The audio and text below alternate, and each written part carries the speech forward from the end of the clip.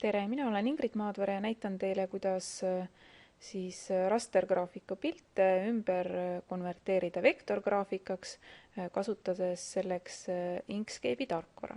Ja mul on praegu välja valitud kaks pilti, üks on liblikas ja see on siis selline joonistatud asi, mis on sisse skännitud, ja teine on siis luik, mis on foto.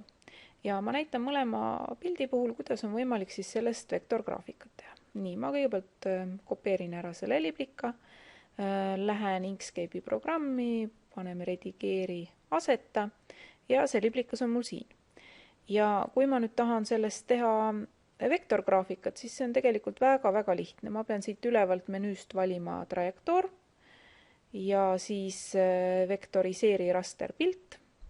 Ja nüüd mul tuleb selline aken ette, kus siis kõigepealt kohe ma võin klõpsata selle update nupu peal, siis ma näen, kuidas see liblikas välja näeb praegu.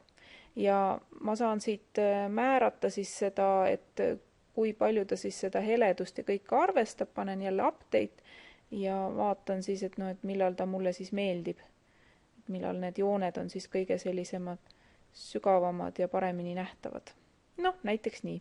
Ja kui ma olen selle ära teinud, siis klõpsan olgu ja nüüd panen akna kinni ja nüüd mul tegelikult tekkis siia kaks pilti. Kui ma nüüd natukene suuremaks teen, siis on kohe näha, näete, see on vektorgraafikas pilt ja see on rastergraafikas. Näete, kui ma rastergraafikat venitan, siis on need pikslid siin väga ilusti näha. Vektorgraafika pilti võin ma venitada ükskõik kui palju, see selgus ja see kõik ei muutu. Nii, liblikas on mul olemas. Ja nüüd ma võin selle rastergraafikas liblika ära kustutada. Teine oli mul luik. Nii, luige puhul kõigepealt jälle kopeerin selle pildi.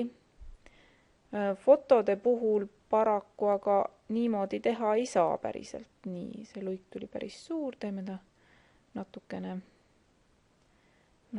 väiksemaks. Nii, kui ma nüüd võtaksin foto puhul selle sama asja, et ma võtaksin trajektoor ja vektoriseeri rasterpilt, update, siis praegu on näha, et siin on täiesti must see asi. Ma peaksin nüüd panema siit, et ta on ikkagi värviline, valin selle colors, update ja siis on näha, et ta teeb mul sellest luigest nüüd vektorgraafika küll, aga siin on nüüd näha need pinnad. Nii et sellisel kujul ma saan teda ka loomulikult kasutada, aga kui mina tahaksin saada nüüd ainult luige kontuuri, siis sellest mul ei aita. Ma panen selle akna kinni, siis sellisel juhul ma peaksin lihtsalt joonistama nüüd selle luige kontuuri siit täpselt maha. Ma võtan nüüd selle vabakäe pliiatsi. Nii, paneme selle silumise siin seekord sellise 30 piiris. Ja nüüd ma siis lihtsalt, ma ei pea praegu väga täpne olema. Ma lihtsalt üritan joonistada nüüd selle luigel nii, enam-vähem jälgides nüüd tema seda kontuuri, aga sellepärast ei maksa väga muretseda. Võib ka minna natukene sassi. Sest ma saan kõike seda pärast muuta. Nii.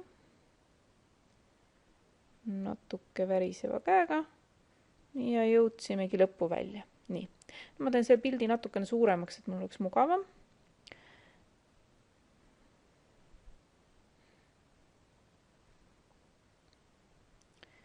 Ja nüüd ma näen väga hästi seda luike ja kui ma nüüd klõpsan siis sellel trajektoori sõlmede redigeerimise tööriistal, siis mulle ilmuvad siia siis sellised väiksed ruudukesed, mille abil ma saan siis täpselt lohistada need punktid õigesse paika. Ja täpselt sellisel viisil, nagu siis see tuleb mul. Kui nüüd mingisuguses kohas on vaja, et oleks näiteks mingi punkt juures, näiteks siin on näha, et 2 punkti vahe on hästi suur, siis ma teen nii, et klõpsan 1 punkti peale, hoian shift-klahvi all, klõpsan 2 punkti peale ja nüüd, kui ma siit ülevalt nupu pealt valin selle plussmärgi peal, siis mulle tehti siia 1 punkt veel vahel. Ma võin veel kord klõpsata. Nüüd tuli punkte rohkem. Nüüd, kui ma klõpsan kusagil mujal ja siis uuesti siin, siis ma saan nüüd nende abil seda asja määrata ja paika panna. Ja teine asi, mida ma saan siin teha, on tegelikult on siin võimalik ka määrata, et kuidas see joon siis nende punktide vahel on, et kas ma tahan, et ta on nurgeline või siis sellise kaarega, et kõike seda saab siin määrata. Ja nüüd on siis lihtsalt, kõik see võtab veidikene aega.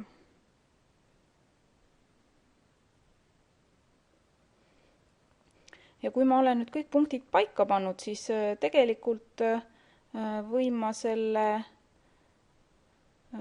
võin ma selle tagumise pildi nüüd ära kustutada. Nii, see tähendab, et ma valin ta välja, kustutan ära ja mulle jääb ainult nüüd selle luige kontuur. Ja kui ma siis tahan nad Tinkercadi panna, siis ma lihtsalt salvestan.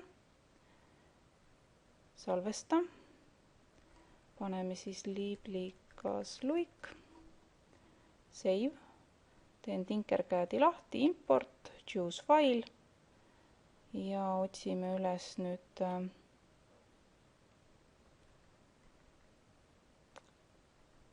selle faili. Nii paneme, et ta on 10%, import. Ja mul on näha siin nüüd siis see liblikas ja luik.